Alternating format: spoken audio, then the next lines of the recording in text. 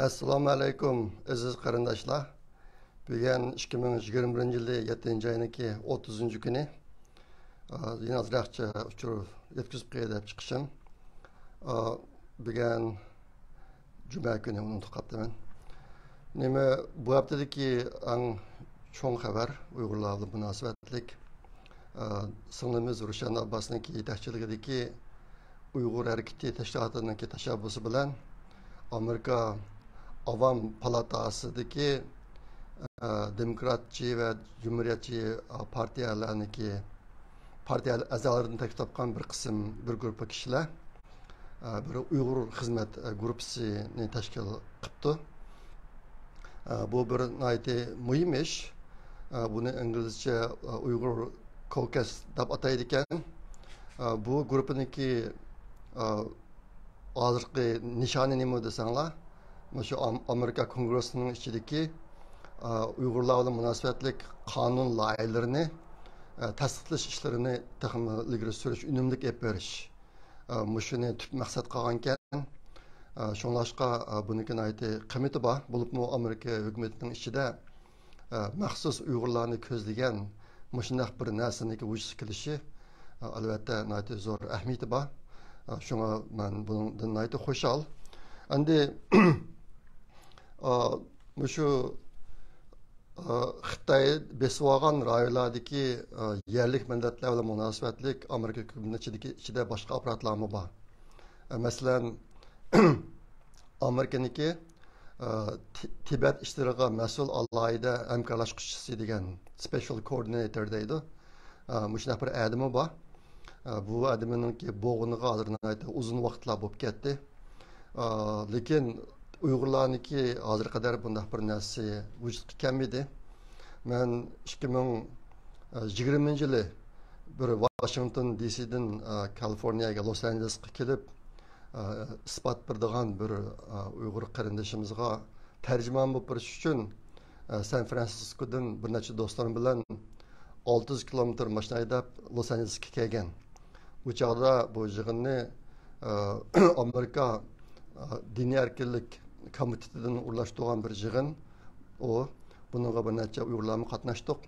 Keyin yig'in tugagandan keyin biz ularga bir necha talablarni o'tirib qo'ygan. Bo'libmi bu yig'in jarayonida meniki shunchalik ko'nglim yerim bo'lib ketdi. Nimishqa deganda o yig'inga qatnashganlar ichida Tibetliklar bor, Tayvanlik, Hongkonglik, Mo'ng'ul degandeklar bor, Uyg'urlarmi bor. Qolgan millatlarniki bu yig'inga kelib qatnashgan vakillarining hammasi kasbiy odamlar. Mushu sohada ish qilayotgan, butun kun ish qilayotgan odamlar. Bu yerda muhim narsa yili bak muhim 2020-yili. U chog'da Uyg'urlar uchun ish olib boradigan, butun kun ishlab ish olib boradigan odam yo'qdi. Mayli Uyg'ur bo'lsin yoki chet ellik bo'lsin, Amerika hukumatining ichida mana shundoq. Ashta boshqa men shu so'rinni ko'rib, intayin ko'nglim yerim bo'lib ketdi. Shu chog'da yig'in tugagandan keyin bizga bir alohida fursat bersanglar degan talabimiz bor deb talab qilib yurib, bizga bir ayrı bir yig'inlashib bergan. Shu chog'da men 4 talabni o'tirib qo'ygan bularga. Uniki birisi Uyg'urlarni bir Xitoy besib olgan rayondagi bir yerlik millat deb e'tirof qilish. Shu vaqtning o'zida Tibetlarni e'tirof qildi. Tibetlarni hozir qadar e'tirof qildi. Shunga ashta bo'lganlik uchun Tibetliklarniki viza olishi intayin oson. Dunyodagi har qanday yerda Amerika konstitutsiyasiga kirsa Tibetliklar asosan shartsiz viza berdi bularga. Ammo Uyg'urlarni hozir qadar Xitoy grajdani deb hisoblaydi. Shu Uyg'urlarniki nima viza olishi intayin tez. Yana bir talab o'tirib qo'ygan mushu ahvollarni deb hozir Uyg'urlar to'g'riliq maxsus butun kun ishlab ish olib boradigan tadqiqot bo'lsin yoki xizmat bo'lsin, bu yerda hech qanday adam yo'q. Mushunga Amerika hukumatidan xarajat ajratib, mushunday narsani barpo qilib bergan bo'lsa degan talabdi. Yana bir talab xuddi Tibetlarga o'xshash Uyg'urlarni Uyg'ur ishlariga mas'ul bir alohida hamkorlashuvchini bekitib bersa degan mushgapni deganman shu vaqtning o'zida. Bundan 21 yil burun. Bu ishda vujudga chiqmadi. Albatta u chog'da biz bu datasini o'tirib qo'yib Amerika hukumatiniki ko'zi kirib turib bu ishlarni hal qilgandek imkoniyatimiz yo'qdi. Men u chog'da o'qish bitirib bir shirkatda ishlayotgan vaqtim Shimoliy Kaliforniyada, Kirimni jilg'isida. Şoňa bu jihatda ununy köp imkaniyetimiz bolmady, mesela tapyp oturup koygan. Endi Tibetliklarniki uzundan yak bilen näsi bar? Uygurlarniki hazır hiç olmasa Uygur Kolkas degan manası uçup kepti bu qatam tünögün. Bu bir nayte çoğun ilgilileş Uygurlar işideki. Xudayım bolsa Amerika hükümetinden keyinçe başta bir alayda hemkarlaşıqçılığını bekitadigan işler bop qala. Hazırki Tibetniki alayda hemkarlaşıqçısı ne şu Pompeo bekitip diken 2020 yılı 10. ayındaki 20. günü bu adam ismi Robert Destro degan kishi ekan. Hozir shu odam alayda hamkorlashuvchi. Albatta men degandek Uyg'urlarniki hozir işte bunaqa odami yo'q. Endi bu haftadagi ikkinchi cho'ng xabar Amerikaniki muavin tashqi ishlar ministri Wendy Shermanniki Xitoy bilan o'tkazgan suhbati. Bu hanım Yaponiya, Koreya, Mongoliya qatorliq yerlarni ziyorat qilib, undan keyin Xitoyga bordi. Xitoy bu xonimni Beijingga borg'izmay Tianjinda yapadi bu suhbatni. Meniki farzimcha Amerikamo o'tganda 3 oyda Xitoyniki tashqi ishlar ministri qatorliq Wang Yi qatorliq Xitoylar bilan suhbat o'tkazganda uni Alaskada o'tkazgan, Washington DC'da emas. Ashta bu uchun bu qatam shuniki intiqom uchun Tianjinda qildi deb o'ylayman men. Başka sebepler bağımı yok mu onu bilmem. Özlerim perzim içinde. Aşağıda öküzde bu kadınki işte biraz ah görünüşü var. Dastlapta bu iş otur çıkandıkken Xitay bir şefin degen bir tashqi ishlar ministrniki 5. o'rinda turadigan eng tuvan darajadalik bir muavin ministrni ko'rishadiganga chiqargan Xitoy dastlapda. Chiqargandan keyin Amerika buni anglab bu kurashdan voz kechgan Amerika. Voz kechgandan keyin Xitoy darhol o'zgartib Wang Yi'ni Xitoyniki tashqi ishlar ministri Wang Yi bilan Shefingni tang kurashadigan qilib bekitgan bo'la. Ashta qilib kurashdi. Lekin bu yerda Xitoyniki o'ynagan yana bir o'yini nima desanglar, bu qatimki suhbatga Wang Yi'ning qatnashganligini Xitoy hech qanday yerda e'lon qilmadi. Hammani Shefingning bilan kurashganligini deb Wang Yi bilan kurashganligini qat'iy e'lon qilmadi. Endi bu bir ahvol. Yana bir ahvol bu qatimki kurashishda yuz bergan ahvol Alaskadagi kurashishda yuz bergan ahvolga intayin o'xshaydi.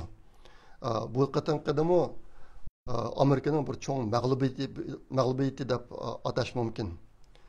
Shu yerda bulingan ahvol bo'yicha baho berganda. Endi Amerikaniki Xitoyni yaxshiroq tushunishi jihatdan buniki albatta ijobiy rolimi bor. Lekin shu suhbatniki maqsadi bo'yicha qaragan vaqtida bu qatim Amerika yana mag'lub bo'ldi. Xitoy shu burun qatimga o'xshash mumkin.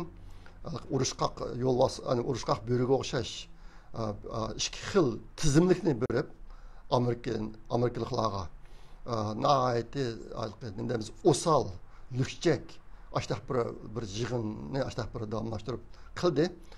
Bu qatimki bergan ikki xil tizimlikniki birsi Amerika o'zgartmasi bo'lmaydigan xatoliklar deydigan tizimlik. Yana birisi shu bir qancha saqlanishga tegishli dilolar deganda bir tizim, ikki tizimlikni beribdi. Bu saqlanishga tegishli dilolarniki yoki qizil siziq Amerikaliklar o'sib bo'lmaydi degan qizil siziqlik tizimlik. Bu tizimlikning ichida Amerika, Sharq Turkiston, Tibet, Hong Kong, Tayvanning ishlariga aralashmaslik kerak degan nasim bor. Bu bir qizil siziqniki birisi. Mana bu bir tizimlikda. Yana bir tizimlikda Xitoy 8 nuqtalik bir talabni o'tirib qo'yibdi. Amerika mana ishni qilsa deb. Bu talab o'tgan yilniki 11 oylarda Xitoy hukumati Avstraliya tashqi ishlar ministriga bergan 14 moddalik talablarga biroz o'xshaydi. Bu qatim 8 talabni beribdi. Bu talablar intayin vahshiy. Ular nima desanglar, uniki birinchisi Amerikaniki Xitoy Kompartiya a'zolari va ularniki oila tabatlariga qo'ygan viza berish cheklanmasini butunlay yo'q qilsin deydi birinchisi. Yoki Xitoy Kompartiya hukumatining amaldorlari va xotin bolalarniki Amerikaga o'zi xohlagancha kirib chiqishiga yo'l qo'ysin degan gap endi. Amerika buni to'sgan Trumpning vaqtida hozir buni birinchi shart qo'yib qo'yibdi. Ikkinchisi Amerika hukumati Xitoy hokimiyatidagi rahbarlarga jazo yurgizish ishlarini to'xtatsin debdi. Xabarlarda bor shu Trump chiqqandan keyin bunday ishlarni ko'p qildi. Yaqinda yeni bo'ldi.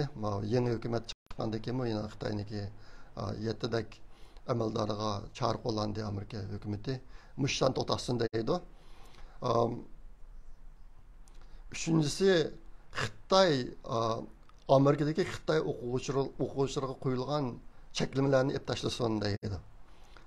Xabarlarda bor o'tganda Amerikan Xitoyniki shu Xitoychidagi davlat mudofaa sanoati bilan munosabatlik 8 oliy maktab o'quvchilaridan Amerikaga kelmoqchi bo'lgan 500 dak o'quvchiga viza bermagan Amerika. Xitoyning 3-chi talabi ash cheklamalarni eversanglar bizim adamlarımız yine xalqancha berib Amerikaga sizlarniki texnikalarni o'g'irlab versa burunqidek davat edemaydi. Üçüncüsü şu.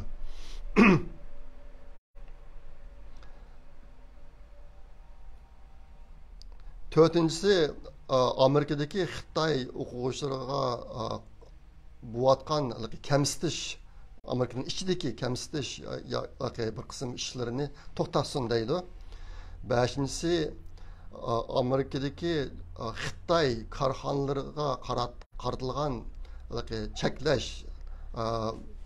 cheklash, kamsitish, jazolash tadbirlarini bekor qilsin deydi.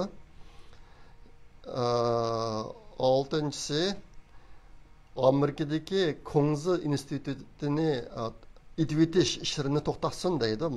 Vallahi numussizlikni qaranglar. Qo'rqmay mana shu gaplarni deyiladi bular. Yettinchisi Amerika'daki Xitoy media şirketleriga bu chet el hukumat vakillari degan deb qalpoq kaydirish ishini to'xtatsin. Ash qalpoqni evasin deydi. Amerikada ish olib berayotgan Xitoyniki media şirketlari bor, cho'ng media şirketlari. Shularni ama shu Trumpning vaqtida bularni Xitoy chet el hukumatining Amerikadagi vakillari degan mana shu bir qalpoqni kaydirgan bo'ladi. Bunda qalpoqni kaydırganda ularniki bo'lgan muomalada nurg'un o'zgarish bo'ldi ekan. Burun ularni xuddi Amerikaliklarga o'xshash qaragan bo'lsa, hozir endi yo'q chet el hukumatiniki vakillari deb ularga boshqacharoq viziyatlarda bir qism ishlarda nurg'un cheklama qo'ydi ekan. Shunga bu shuni evassa deydi 7-si. 8-si bu hozir Kanadada turayotgan Meng Wanzhou degan bir Xitoy ayol bor. Bu Huawei'niki muavin boshlig'i. Bu Iran bilan birlashib bir qism ishlarni qilganlik uchun Kanadadan tutgan, uni Amerikaga yetkazib kelmoqchi. Bu Xitoy deydi, 8-talabda uni quyvasa deydi. Chiqilib bu 8-talabga qaraydigan bo'lsanglar, bu Xitoyniki yana qaysi darajada numussiz bir hokimiyat ekanligini yana bir qatam ko'rsatdi bo'lar. Buni o'tirib qo'ygan vaqtidagi talaffuz, chiroy shaklari, gap so'z talaffuzlari ajoyib vahshiy, xuddi Alaskadagilarga o'xshash.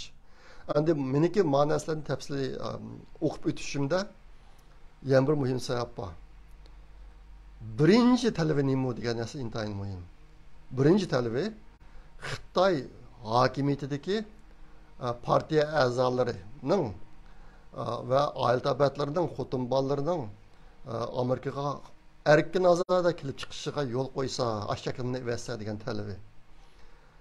Odatda siz uchun qaysi talab eng kuchli bo'lsa, uni birinchi deb o'tirib qo'ysiz.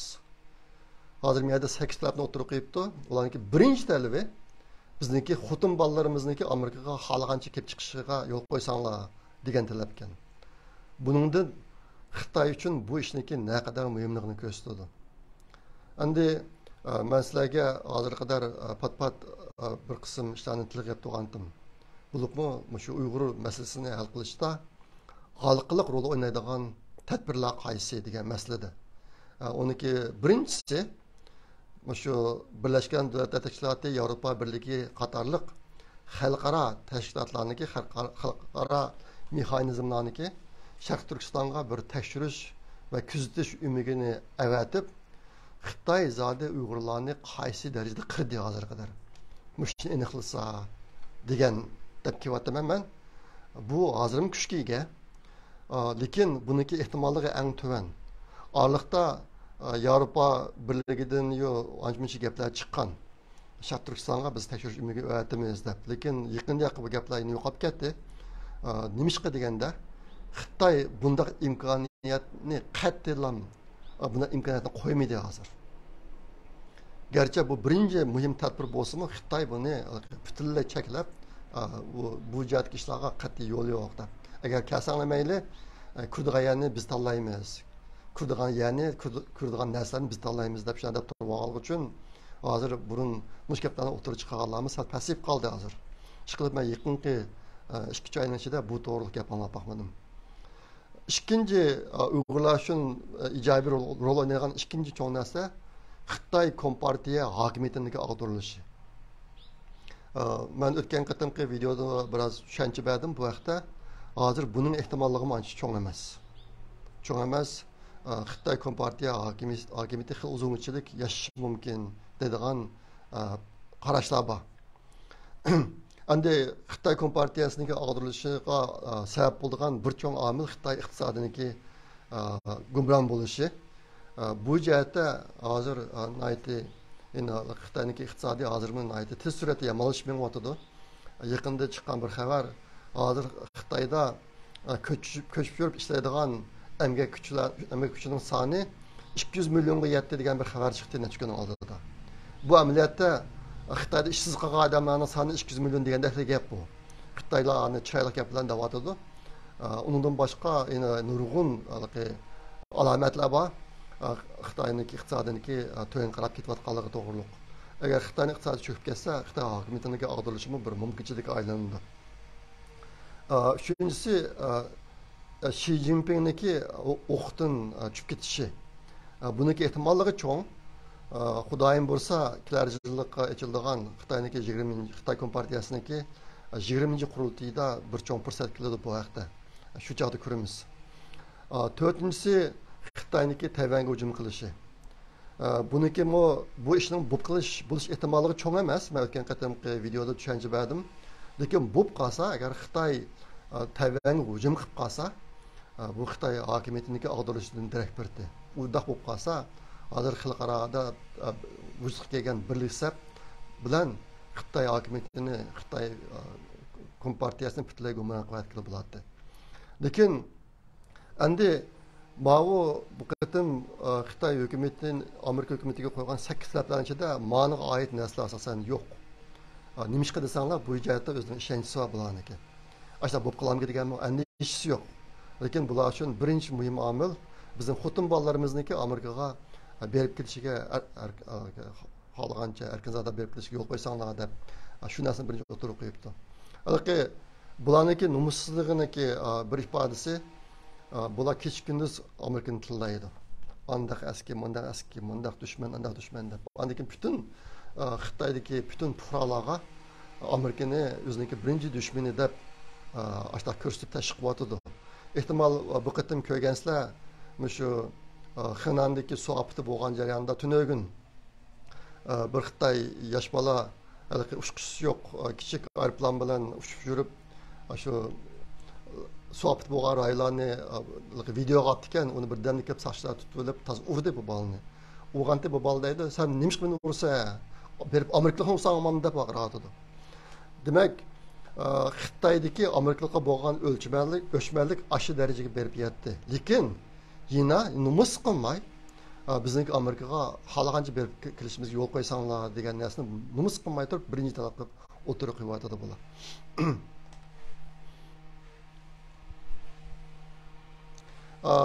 Bu qatimki Xitoy Amerika tashqi ishlar ministrlarining kurishiga Xitoy hukumati Xitoy muxbirlarini kirgizib qo'yibdi. Lekin hech qanday chet ellik muxbirlarni kirgizib qo'ymabdi. Bu ularniki bir cho'ng nomussizligining ham bir belgisi endi. Endi abaytman degandek bu qatim Xitoy o'tirib qo'ygan qizil siziqlarning ichidagi bir cho'ng qizil siziq Amerika Sharq Turkiston, Tibet, Hong Kong, Tayvanning ishga aralashmasin degan qizil siziq. Lekin Amerika bunun bilan bo'shab qolmaydi. Mush kirish bo'lib bo'lgandan keyin ham yaqinda Amerikaniki tashqi ishlar ministri Blinken chet elda ziyorat bo'layotgan, uning borgan bir davlati Hindiston. Hindistonga borgan vaqtida bu kishi Dalay Lamaniki bir cho'ng vakili bilan ko'rishdi. Bu nimadan darak berdi desanglar, Xitoyga qarata sen qanday qilsang siziva biz o'zimizning xohlig'ini qilaveramiz degan bir ahvol endi. Bu ahvol kishini xo'shal qiladi. Endi bu Amerika hukumati ichida yaqinda bo'layotgan bir qism ishlar bor. Odamni nima deymiz? Men sizlarga bu to'g'riliq ancha ko'p so'zlab bermayman hozir. Asosan o'zimni apqashdim, ammo ancha ko'p turman nima ishlar bo'layotganligini. Nimishqa degan chog'da odamni ko'nglini yerim qilg'ashlar bek ko'p. Amerikaniki Xitoy hukumatiga taqobil turishda hozirgi hukumatniki ojiz kelib qolayotgan ishlari hali bor. Bu narsa biz uchun hech qanday ijobiy foydasi yo'q. Albatta ahvollarni bilib turishni uning foydasi bor, lekin uni bir qismidan qabul qilinmaydi. Hatta bu boshqa men bu to'g'ri ko'p to'xtalmadim. Boshqa ko'ngilsizlik ahvollari jiqroq. Men bu ba'zi joylarda ko'rman, ba'zi vaqtlarda ko'rmayman, ashtaraq ketyapman. Endi yaqinda bizga biroz umid bag'ishlaydigan yana bir yaxshi ish nima desanglar, shu oyning 27-kuni sobiq Amerikaning sobiq tashqi ishlar ministri Pompeo Reagan kutubxonasiga berib so'z qildi bu kishi. Söz qildi. Bu sözüneki temsimi nayti muhim. Xitoy hukumatining hozirda qilib ketaverishiga yo'l qo'ymaymiz degandek yoki Amerika mushtaq bo'lib ketavermaydi degan rahrar temida so'z qildi bu kishi. So'z qilib, yana Amerika hukumati bundan keyin qaysi ishlarni qilish kerak, qaysi taraflarga minish kerak degan narsalarni nayti aniq qilib o'tirib qo'ydi. Bu adamniki tilga olgan 4 muhim nuqtasi bor o'zining so'zida. Men buni nayti yaxshi ko'rdim, sizlarga deb qo'ygim keldi. Amerikaliklar bundan keyin qanday qilish kerak degan chog'da virtue degan bir narsani ishlatdi. Virtue degan dinda bo'lib diniy ta'lim deganda bir ma'nosi bor bu so'zniki. Virtue degan gapniki diniy ta'limot degandaroq. Xuddi ayamdan kelgan ta'limot degandaroq. Amerikaliklar bundan keyin tuvandagi 4 virtue yoki aytmoqda ta'limot bo'yicha yetakchi ideya bilan ish qilish kerak deydi. Uning birinchisi kelgusini ko'radigan aql, wisdom. Yiroqni ko'radigan, kelgusini ko'radigan aql bo'lish kerak deydi Amerikaliklarda. Bu narsa nayt muhim. Yalnız Amerikalılar için emas, Uyg'urlar için bek muhim. Bulupmu hozir Uyg'urlarchida kurilayotgan nurg'un masala bor. Men har qatim so'zlarim ta'kidlab kelyapman. Bizningki vazifamiz bek og'ir, dushmanimiz bek kuchli ham cho'ng. Ashta bo'g'ashqa chet eldagi 100 mingdak Uyg'ur o'zimizniki foydalang'ili bo'lgan barliq kuchini yig'ib vatandagi xalqniki beshiga kelgan külpet, azap, irqiy qirg'inchilikni to'xtatishga qaratmasak bo'lmaydi deb. Lekin bu jihatda yana aqlni ishlatmay yoki Xitoyniki depi usul o'ynab ish qilayotgan bir qism kishilar bor. Ularning zihni cho'ng bo'lyotidi. Shunga bu biz uchunmi mushaq wisdom bilan ish qilishniki muhimligini men ma gapga qo'shib bir ta'kidlab qo'yg'im bor. Bu birinchisi. Ikkinchisi umid. Amerikalılar uchun umid bek muhim hozir. Uyg'urlar uchun texmi shundoq. Buni hammamiz bilamiz. Bizniki hozirmi quvvatqa ishimizni davomlashtirib, kech-kunduz tirishib quvvat qilishimizga sabab bizda umid bor. Biz vatandagi zulmni oxirlashtirib, Xudoyim birsa Uyg'urlar uchun bir mustaqil yashaydigan zaminni barpo qilib, oxiri o'zimizni saqlab qolaymiz. Mushtaq bir kun keladi. Bu yo'lda bunga ishongan nurg'un qarindoshlar hozir kech-kunduz tirishchilik ko'rsatyapti. Shunga umidvorlik Amerikaliklar uchun muhim, Uyg'urlar uchun texmi muhim. Üçüncüsü gratitude. Gratitude degan minnatdorlik. Bu yerda Pompeo'nun ko'zda tutqani hozir Amerikada shu Amerikani bugünkidek bir Amerika'nın vücudga kelishi uchun töhfa qo'shgan bir qism tarixiy kishilarni inkor qilgan ahvollar yuz beryotidi. Masalan, birinchi Amerikaning birinchi prezidenti Linkolnning haykallarini chaqib o'tishiyu, u ayni vaqtda qo'lliqni qo'llagan u bu deb ajoyib ishlar bo'lib ketib bordi. Bir qism haykallarni chaqdi. Andan keyin yana bir qism narsalar hatto Amerikaniki bayrog'idimi bu Amerikaning bayrog'i barobarlikka vakillik qilmaydi degandek gaplar chiqib ajoyib ishlar bo'lyotidi. Bu yerda Pompeoning ko'z tiqidi shu ahvollar. Biz Amerikaniki bugünkidek bir davlat bo'lib vujudga kelishiga töhfa qo'shgan tarixiy kishilarimizga, tarixiy xalqlarga minnatdorlik bildirishni unutib qolmaylik deydi. Bunun ichida Pompeo indiyaliklarni tilga oldi. Indiyaliklarniki shu Ikkinchi dunyo urushida qo'shgan bir cho'ng to'pisini tilga oldi. U nima desanglar, Ikkinchi dunyo urushi mezgilida uchur o'g'irlash intayin eg'ir, o'xshamagan qo'shinlar bir-birsiniki, masalan, dushman bilan dushman emaslar, Amerikaliklar bilan germanliklar o'tirsada, germanliklar bir qo'shindan yana bir qo'shinga buyruq yoki uchur yo'llasa, buni Amerika o'tir yo'lda tusib evilib bunga qarshi tadbir qo'llangan gap. Amerikaliklarniki bu ishlarga germanliklar mashta qilgan gap endi. Shu vaqtda Amerika indiyaliklardan paydalangan, indiyaliklarning tilidan. O çağda o germanliklar qat'iy bunda bir ishning bo'lganligini bilmagandan keyin bu indiyaliklarning tilini bildigan odamlarni tarbiyalamabdi ekan bular. Shunga Amerikaliklar xabarlashishga indiyaliklarni silib, yerlik indiyaliklarni xabarlashgandan keyin buni nima germanliklar bilmay, nim deyotganligini, nim deyotganligini. Ashning bilan Amerikaniki bir qancha urushlarda nihoyatda cho'ng g'alabani qo'lga keltirishida indiyaliklar nihoyatda zo'r to'p qo'shgan ekan. Pompeo bu yerda shu narsani tilga oldi, minnatdorlik. Bu narsa Uyg'urlar uchun intayin ishlaydi hozir. Uyg'urlar ichida bizning nurg'un kishilarimiz bor.Ün-tunsiz o'zini oshkorlamay ish qilayotgan.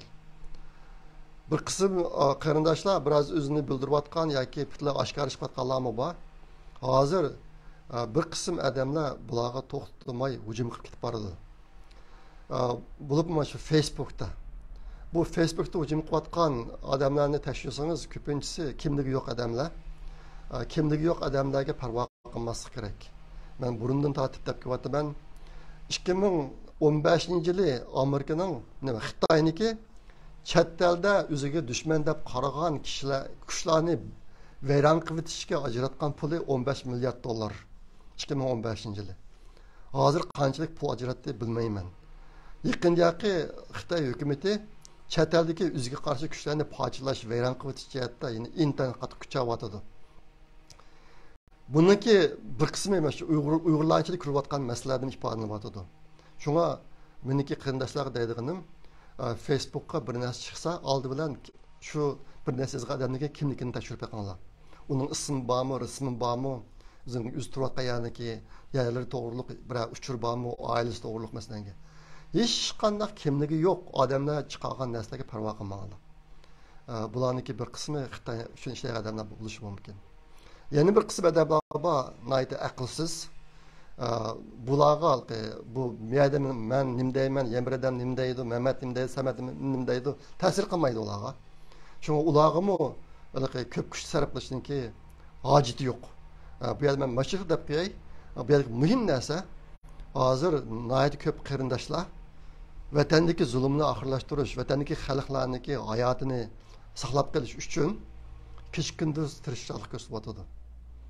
Mayli ular oshkor chiqayotgan bo'lsin, yoshirin chiqayotgan bo'lsin, biz ularga minnatdorlik bildirishni bilaylik. Bu intayin muhim. Andan keyin men izchil turda yaqinqi yarim yilning uzoq vaqt ichida o'zim egallagan uchurlarga asosan bizim vatandagi 20 milliondek xalqniki 2014-yildan keyin 9 milliondek odam tutilib ketdi degan narsani deb kelyapman. Bu bek cho'ng ziyon. 40% bilan 50% oralig'idagi ziyon. Bularning hammasi o'lib ketmadi, lekin tutilib ketganlar shundoq. O'lib ketganlar milliondan oshadi. Biz intayin ig'ir fojia ichida yashayapmiz hozir. Lekin tarixda boshqa bir qism millatlar ko'rgan kunlar bilan sesh turgan chaqda Masalan, Yahudilar bilan anadakin Shimoliy Yevropadagi Litva masalan, ashta davlatlar сөйтgan chaqda bizning ahvolimiz hozirmi ularnikidan yaxshiroq. Gerçi intayin ig'ir ziyonlarni tatgan bo'lsa ham ulardan kunimiz yaxshiroq. Shunga o'zimizda bor bo'lgan narsalarga minnatdor bo'lishni unutib qolmaylik. Litvaniki deyman. Ayni vaqtda Sovet ittifoqi, Ruslar ularniki 75% odamni qirib etgan. Ular 25% adam bilan kurash qilib, oxiri o'ziniki mustaqilligini qo'lga oldi. Xudoyim bursa biz mashta qilamiz bir kunisi. Shunga men bu gapga birlashtirib deb qo'ymoqchi bo'lganim, endi odam inson bo'lgandan keyin vatandagi zulm hammamizni o'zgartdi. Hozir nurg'un kishilar e'tirof qilmaydi. Lekin psixologiya jihatdan Uyg'urlar, chet el Uyg'urlar intanchiq o'zgarib ketdi burunga qaragan chog'da. Menmi bor bu tinchida? Men odatda ba'zi joylarda o'zim yaxshi ko'radigan bir naqshlar chiqib qolsa, mashinada olib ketayotgan vaqtlarimda bundaq g'ingishib birga o'qib ketdim bu naqshini. Yaqinda bir ahvol bo'lib, bir naqshini chiqqanda shunga bir egishib o'qaydab, shunda g'ingishib o'qichilik ko'zim yoshga tushib, ovozim tutilib qoldi. Men shu chaqda mening bu hozir psixologiya jihatda qancha o'zgarganligimni his qildim o'zim. Biz o'zgardik. Bundaq ahvolda bizning qildig'inimiz bir-birimizni rag'batlantirish, bir-birimizni qo'llash, bir-birimizga ilhom berish. Bizim kuchimiz ojiz, vazifamiz og'ir, dushmanimiz bak kuchli. Ashta boshqa bizning qildiqashimiz shu. Ish qilayotganlarga minnatdorlik bildirish, ularni rag'batlantirish, ularni qo'llash. Bizning qildiqashimiz shu bo'lishi kerak. Endi Pompeo'niki degan 3-chi narsamiz shu. 4-inchisi afv qilitish, kechirib o'tish. Endi bumu Amerikaniki ichidagi masala qarta deyilgan gap bu. Hozir nima bo'lyapti desanglar, Amerikada sinfiy kurash maydonga keldi. Buningda Xitoyniki qo'li bor. Xitoyniki shu Kunze instituti va boshqa shu media apparatlari, jasuslari, hukumat, akademiya, mushning ichidagi odamlari, mushlarniki necha 10 yil to'xtamay tashviq qilishi tufaylidan Amerikada hozir burun nihoyat obdan yashab ketayotgan o'xshamagan millatlar turiblamkin o ma aqtallikkan va maqatallikkan deydigan bo'lib qoldi. Sinfiy kurash paydo bo'lyapti hozir. Intan echinishliq. Pompeo'ning da'vatgan gapi mushning qartlagan gap miyada bo'pti kechiraylik. Kechiraylik biz ulardan hisob olamiz u bu demay. Hozir qadar sinfiy kurashni paydo qilayotgan yoki musodi bir qism yomashlan qilayotganlarniki ularni hisob olamiz demay, bularni unutib ketib oldimizga qarab mangaylik. Burunqi Amerikani asliga keltiraylik degan ma'noda dedi bu gapni.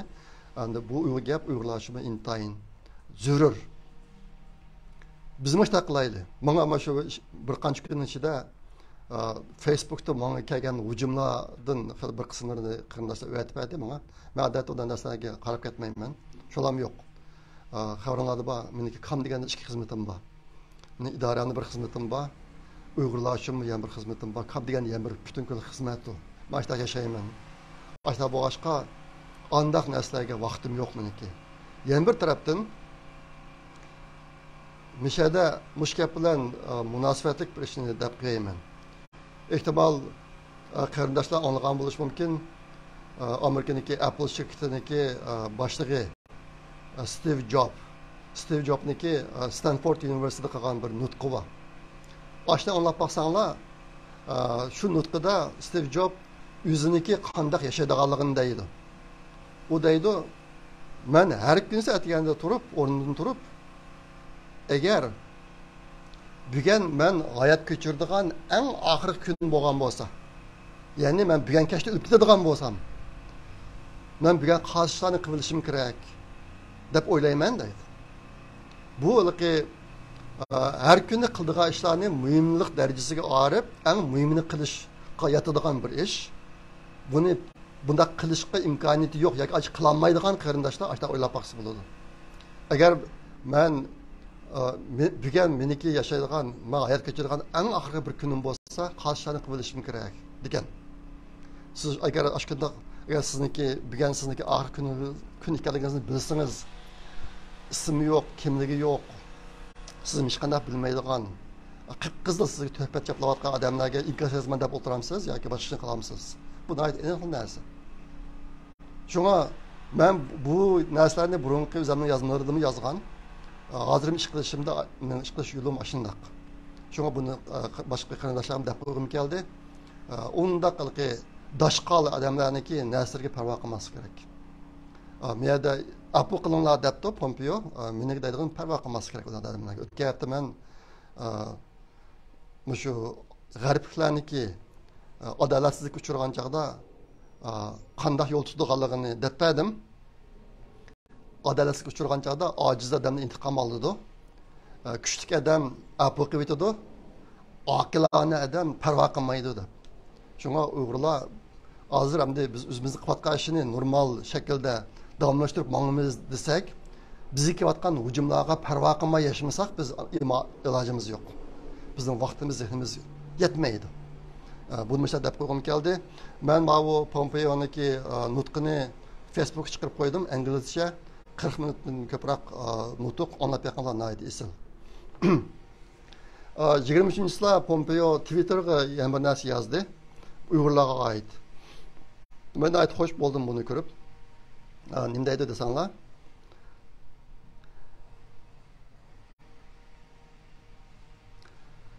Agar biz bütün dünyani Xitoyniki zulmüge karşı birleştirmesek Xitoy Kompartiya hakimiyetining Uyg'urlarga qaratgan ziyonkashligini to'xtatib bo'lmaydi deydi. Bu nayt isli gap. Endi bu Amerikaning sobiq tashqi ishlar ministriniki mundaq deyishi albatta bizni xo'shal qiladi.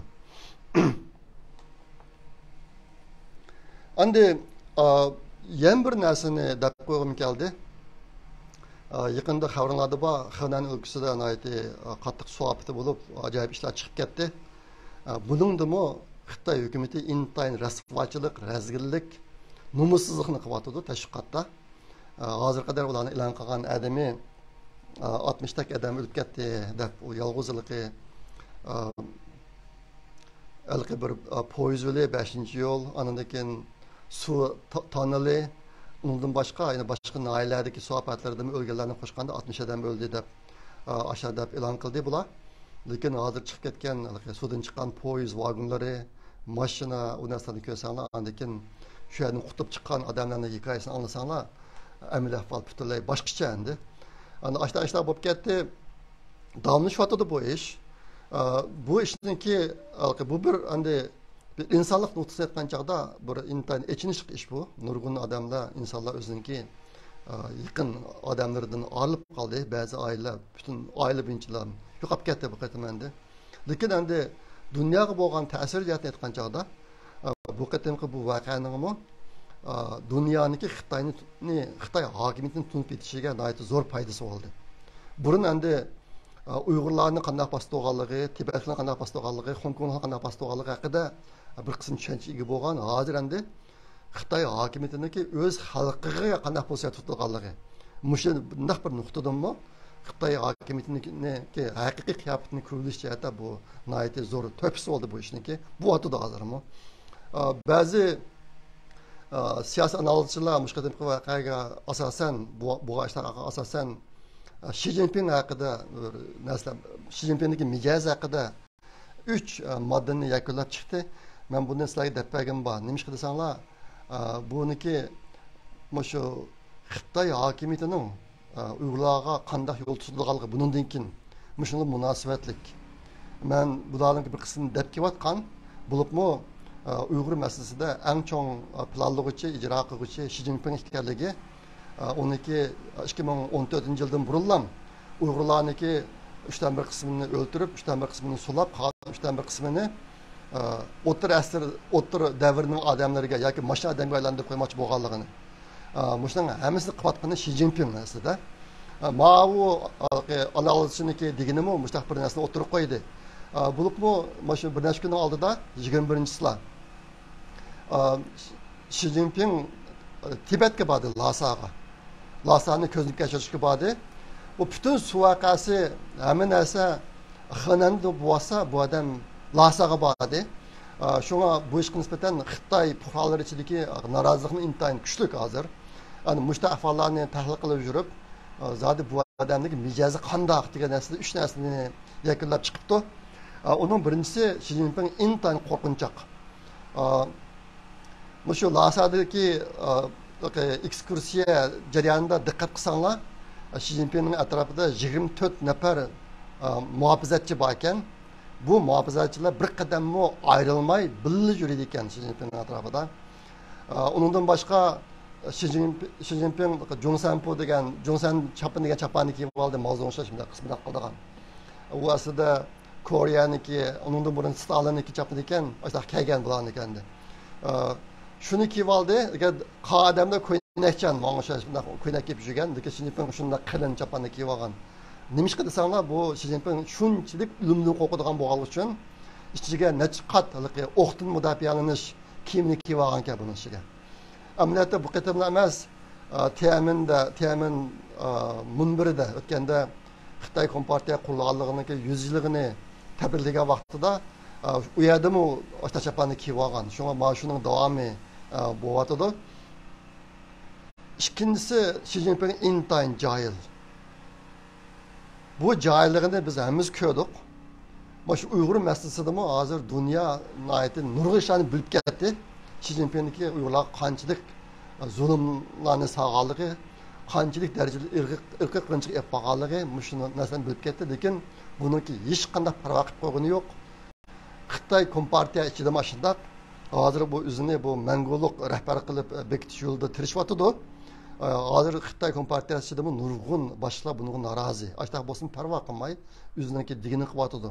Agar Xitoy Tayvanga hujum qilib qolsa, bu Xi Jinpingniki jahilligidan kelib chiqadi degan qarash bor. Aslida bu Xitoy uchun cho'ng ziyonliq, lekin Xi Jinpingniki jahilligi ashta bir ishni keltirib chiqishi mumkin degan.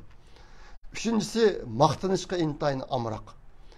Buni Tianmen'de bo'g'ashtimi ko'rdik, boshqa yerdan ko'ryapmiz, qo'lni qilib Mao'zedongdan do'rab ashta minib tushgan. Endi ayni vaqtda Mao'zedong davrida mingi yuyish tufaylidan bu Mao'zedongni bir xudoyim darajasiga olib qo'ygan bir ahvol bo'lgan. Biz kichik vaqtlarimizda o'tir maktabda o'qiyotgan vaqtimizda men yeziga qaytarib tushgan vaqtlarimda Ashta boshqa Mao'zedong qo'limda qilib bo'lsa, endi xalqlar yig'lab, vaqirab, ashta qildi halqi. Chin ko'ngildan chiqarib. Hozirmi Shimoliy Koreyaniki boshqaga Shimoliy Koreyada ashta qildi hozirmi. Chin ko'ngildan chiqarib, zor yig'lab, ushidan ketib xalqlar degandek. Lekin Xi Jinping mana qilib bo'lsa, agar tang qarab baxsanglar, hammadamniki chiriye shunchalik bir surgun deymiz. Hech qanday xushallik yo'q yoki bir qayli bo'lgan bir qiyofatni ko'rib olmaydi. Lekin bu yine ashta qilishni yaxshi ko'rdi ekan. Ajoyib bir inson ekan bu jihatda. Maqtanishga qaysi darajada amroqligi ajoyib bir inson ekan. Bundan keyin Xi Jinping haqidagi narsalarni ko'rgan vaqtinglarda mana shu uch tarafiga diqqat qilib ko'ringlar. Endi biz Uyg'urlar Xi Jinpingniki joylig'iniki dardini tatib bundan keyin tatimiz. Bu yerda biz diqqat qilish bir narsa Xi Jinping nimani ta'kidlaydi? Söz qilgan vaqtlarda nimlarni ko'proq, qaysi gapni ko'proq deydi. Bu ko'proq degan gapni cho'qim qiladi. Ash orqali biz Xi Jinping bundan yana nima ishlarni qilganligini bilib olamiz. Shu men deb qo'yim keldi. Endi oxirida bu NASA'niki bir xabarini deb qo'yay. Bugun shu programni boshlashdan burun yana bir narsa osmonga qarab mangdi. Bu qatam mangani Boeing shirkatiniki bir alayda aeroplani, spacecraft, alam kemisi osmon qarab mangdi. Bu qadam qisida bugungi chiqqanda odam yo'q. Odam yo'q, lekin endi bundan keyin odamni chiqarishniki tayyorlik sifatida bu ishni qildi bugun. Buning oldida Virgin Galactic degan shirkatniki qurg'uvchisi Richard Branson osmon havo bo'shlig'i haqiqiy bo'shliqqa bir qatim chiqib tushdi. Uni o'tganda sizlarga dedim. Ondan keyin Amazonniki qurg'uvchisi Jeff Bezos degan odam Blue Origin degan shirkatniki olam kemisida bir qatim chiqib tushdi. Ana bu qatim Boeing shirkati odam yo'q bir narsani bugun osmonga chiqadi. Bularning hammasi shu insonlarniki olam boshlig'iga sayohat qilish ishlarini yo'lga qo'yish uchun qilinayotgan tayyorlik.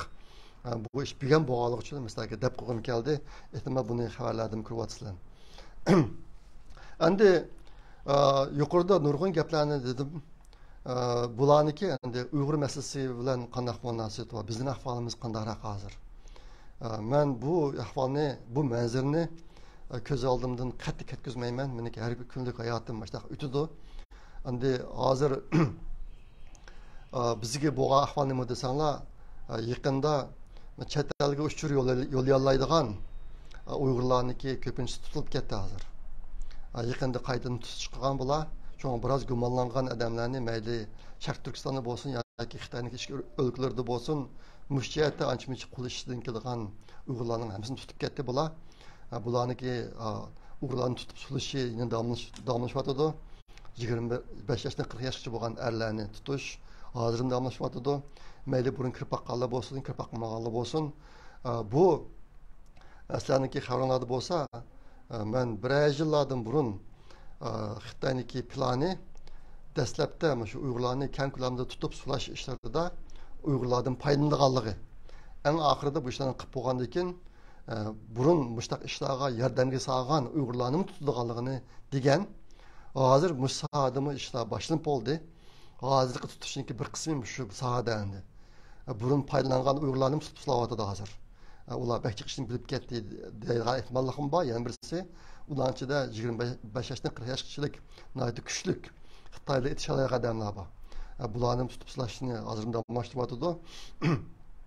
Anadan keyin hamma Uyg'urlarniki telefonlarini tekshirish va uningga bir ba'zi kuzatuvchi appni qachilash ishlarini qilyotdi.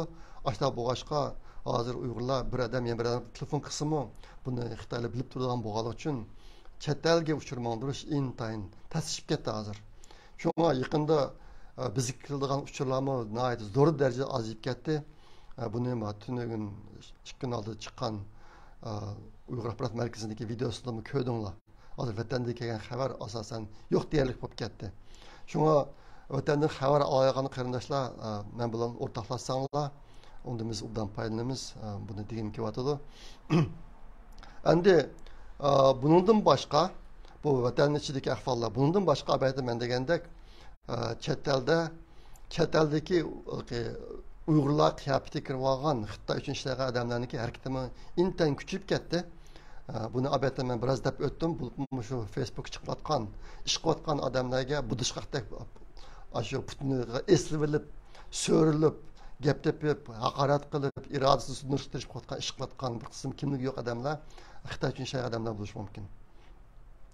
Undan başka yana bir qism odamlar bor. Xitoyning ko'zi chashqanda yashaydigan, Uyg'urning ko'zi yo'l bosib ketadigan. Bular aqlning kamligidan yana bir qism ishlarni bilmay turib qilyotdi. Undaq odamlarnikimi Uyg'urga aytayotgan ziyni xili bor. Bizniki pidakor Uyg'urlarimizniki kunlik turmushi intayin qiyin. Ishlab, oilasini beqib, yana Uyg'urlar uchun ish qiladi. Ashtaq qilib, degan vaqtida Uyg'urlarning kelgan bir yaxshi gap, minnatdorlik bildirish so'zi, madad berish so'zi, ilhom berish so'zi emas.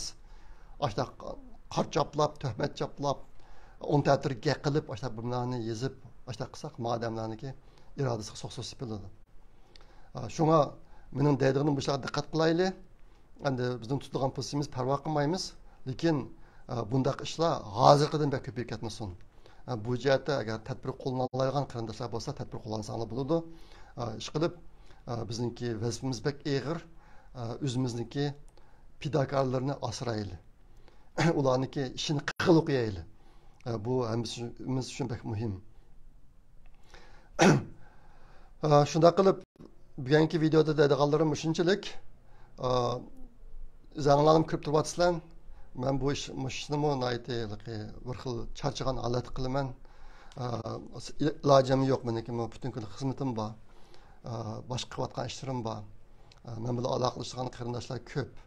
Endi u qarindoshlar uchun men bilan aloqalashish faqat bir qitim aloqalashdim deb o'ylaydi. Menga har kunisi 10 odam ashta deb o'ylab turib xat solsa, men 10 odamga javob berishim kerak. Mashlarni qilishim kerak. Uyghur Project Fondu'niki işleri var, Uyghur Akbarat Merkezi'nin işleri var, işte bu başka katık tirişvatımın. Şunaqtımı, hani biraz çarçaştın adam hali bolmamayken, işte bolsun yaş kılıştırıştım. Bugün apu kılınlar, ben talağa çıkıp kılmen de kısam, etrafımdaki öğlenin bazı işini qatqa adamlarniki maşinalari yükrep gitip ovozimniki ba'zilari udan chiqmay qolgan bo'lishi mumkin. Apo so'rayman. Uzun bo'lgan sirt qilib boqmagan degan bir qilay deb qilsam bu ahvolga yo'liqdim. Olat kutib aka ketay desam uning imkoniyati bo'lmay qoldi. Bundan keyin xudoyim bilsa davomli o'yinchilik qilaman. Emas bo'ladi.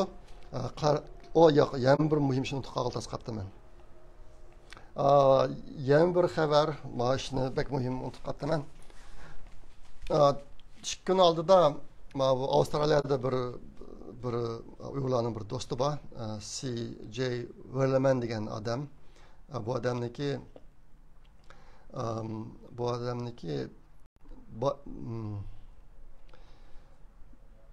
bir torbeti bor. Bu odam necha oyning oldida men bilan bir bylinetimes.com degan torbeti bor. bylinetimes.com degan torbeti. Necha oyning oldida men bilan bir suhbat o'tkazib, suhbatniki mazmunini hem yazık hem video shaklida chiqargan. Men shu chaqda Sharqiy Turkistondagi 20 milliondek Uyg'urning 90 millioni qamalganligi, tutilganligini degan. Mush sonni mush odam e'lon qilgan. Bu odam yana yaqinda shu Xitoylarniki Uyg'urlarga qarta qilayotgan ishlari to'g'riliq bir qism tekshirishlarni olib berib, 2 kun oldida yana bir maqola e'lon qildi. Ben bunu Twitter'a çıkarıp koydum. Bununki adresini şu videonun astığı çıkarıp koymaman. Körpasana buludu. Andi bu adamdaki şu yakında ilan kılınan bazı sallar boyunca ilgilenen nesli ProPublica andaki New York Devri Geziti 2 orundaki tekşiriş akıllı tapkan nesli yakında Xitaylarniki Uygurlar hakkında Şarkı Türkistan'daki Uygurlarniki ne kadar bəxt yaşayotganligi, hech qanday irqiy qirg'inchilikniki yo'qligi, chet eldagi faoliyatchilarniki Xitoy hokimiyati Uyg'urlar ustidan irqiy qirg'inchilik yurgizayotdi degan gaplarniki hammasi yolg'onligini ko'rsatish uchun ishlagan videolarining soni 3000 dan oshadi ekan hozir. Mush narsani dedi. Bu nayti yaxshi narsa, nima desanglar, bizniki nurg'un Uyg'ur qarindoshlar har qatim Xitoyniki ashtaq videolarini ko'rgan vaqtida o'zini quyida topolmay, nayti qo'sib ko'pib chidayolmay bo'lib ketgan. Hozir endi dunyo Xitoyniki naqadar yolg'onchiligi, naqadar saxtipazligi, naqadar dunyoga yolg'on xabar tarqatayotganligini bilib ketdi. Mandaq ushurlarniki maqolalarni o'tirib chiqishimi bu jihatdagi haqiqiy ahvolni dunyoga yo'ritib berish jihatida cho'ng rol o'ynaydi. Shunga buni bir tilab qo'ygim keldi. Eng oxirida deydiganim, bu 1000 soatlik ochiq Uyg'ur ovoz omburiniki ishi. Buni men digil to'g'ri uchatdek bo'ldi hozir. Buni necha kunning oldida Mozilla shirkati Uyg'ur ovozini ovozga elish ahvolini e'lon qildi to'rbetida hozir. Men bu to'rbetida sizlarga yo'llab beraman, ko'p asana bo'ladi. Hozir Uyg'ur ovoziniki elinish jami soat soni 41 soat bo'libdi. Ya 44 soatlik ovoz elinibdi. Uniki dallangan qismi 41 soat. Hozir qadar bu ishga qatnashgan odam 296 nafar odam qatnashibdi. Bu statistika 7-oyniki 21-kundagi statistika. Men bugun kirdim, bugun tekshirdim, shu 7-oyniki 21-kundagisi chiqdi. Xabarlarda bor, ular bizning talab qilgan 1000 soatlik ovoz. 1000 soatlik ovoz hozir 44 soat bo'libdi. 296 nafar qarindoshimiz buni qatnashibdi. Bo'lsa yana bir 700 nafar qarindoshlar qatnashvasanlar shunga qatnashib etib, agar 600 dak jumlani o'qivasanlar 1 soat o'qib bo'ladi ekan. Masalan, yana 700 nafar qarindoshlar buni qatnashib, kuniga 10 minutdan 10 kun qilvasanlar, shu 600 dak jumlani ovozga etkilib bo'ladi ekan. Mashina qilib qo'ygan bo'lsak, sizlarning ovozinglar saqlanib qoldi. Biz hamiz ketib qolamiz. Ovozimiz qilib qoldimi yerda, ambarda. Bu birinchisi, ikkinchisi bu Uyg'ur millati uchun intayin muhim ish. Shu ishni bir qilayotgan bo'lsanglar. Hozir qadar 600 jumladan ko'p qilib qo'ygan qarindoshlar bor ekan chet elda. Sizlarga ko'pdan ko'p rahmat. Sizlarniki hozir qadar ko'rsatgan fidokorliginglarga. Endi sizlar bunidagi qilmasanglarmi bo'ladi ekan. Mana bu Mozilaniki talabi imkon bor. O'xshamagan odamlarniki ovozini erishgan. Shunga 600 jumla o'qib bo'lgan qarindoshlar buningdagi yangi jumlalarni o'qimasanglarmi bo'ladi ekan. Agar sizlar mushu maishda davomli to'p qo'shay desanglar, dalillash ishini qilib bergan bo'lsanglar, ovozini anglash ishini anglab dalillash ishini qilib bergan bo'lsanglar, bu jihatda yana biz davomli yordamga muhtoj. Chet elda 100 mingdak Uyg'urlar bor. Bulardan 1000 odam, 100dan 1 odam chiqib maishni qilishga bir to'p qo'shayotgan bo'lsanglar, millatga to'p qo'shishning nurg'un yo'llari bor. Mana shularning ichidagi birisi mushundaq Uyg'ur millati uchun foydali bir ishlar o'tirib chiqqan vaqtida hammamiz gururda yig'ilib, qo'zg'alib, mushta bir ishni qiladigan bir vaziyatni shakllantirsak, bizniki bundan keyingi birdan-bir chiqish yo'limiz shu. Ashta qilmay turib biz o'zimizni saqlab qilishimiz intan qiyin to'xtaydi. Bo'ldi, men bugun mushta deb kelay. Kira qatim ko'rishishga amon bo'linglar. Xayr, xo'sh, Allohga omonat.